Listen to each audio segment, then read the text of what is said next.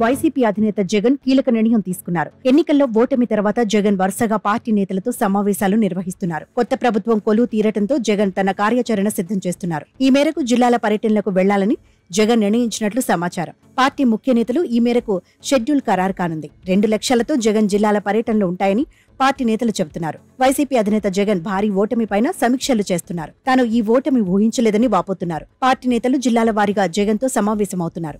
ఓటమి కారణాలు అంతుచిక్కటం లేదని చెబుతున్నారు. అదే సమయంలో ప్రతిపక్షంలో ఉండటం తమకు కొత్త కాదని చెబుతూనే ప్రజల తరపున నిలబడదామని పార్టీ నేతలకు జగన్ సూచిస్తున్నారు.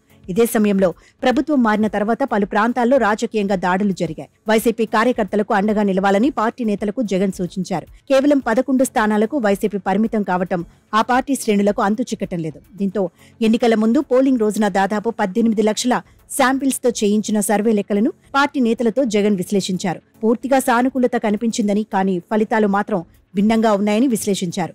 ఇదే సమయంలో జగన్ కోటరీలో సీఎంఓలో అధికారులపైన పలువురు పార్టీ నేతలు ఆగ్రహం వ్యక్తం చేస్తున్నారు. జగన్ కు వాస్తవాలు తెలియనీయకుండా వీరంతా మోసం చేశారని వాపోతున్నారు.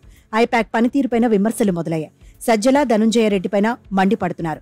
ఇక జగన్ వచ్చే వారం జిల్లాల పర్యటనలు ఉంటాయని పార్టీ నేతలు చెబుతున్నారు. అధికారంలో ఉన్న సమయంలో పార్టీని జగన్ పట్టించుకోలేదనే వాదన ఉంది. క్యాడర్ ఇప్పుడు ఓటమి తర్వాత నిరుత్సాహంలో ఉంది.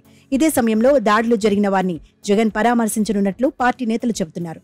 అదే సమయంలో జిల్లాల్లో పార్టీ ముఖ్య నేతలతో జగన్ సమావేశమయ్యేలా ప్రణాళికలు సిద్ధం చేస్తున్నారు. ఈ నెల 3వ వారంలో జగన్ పార్టీ సమావేశాల్లో పాల్గొంటారని తెలుస్తోంది. దీనికి సంబంధించి 1-2 రోజుల్లోనే అధికారికంగా ప్రకటన చేయనున్నట్లు సమాచారం.